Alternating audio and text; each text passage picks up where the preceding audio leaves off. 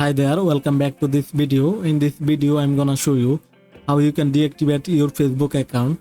So once you have logged into your Facebook account and then go to the top right corner, click on your Facebook profile and then go to the settings and privacy. Now click on settings. After that, on the left panel, click on the Meta Account Center. Now click on the personal details. Now go to the account ownership and control.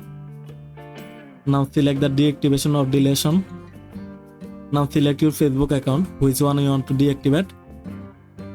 Select the first one and then click on continue. Continue.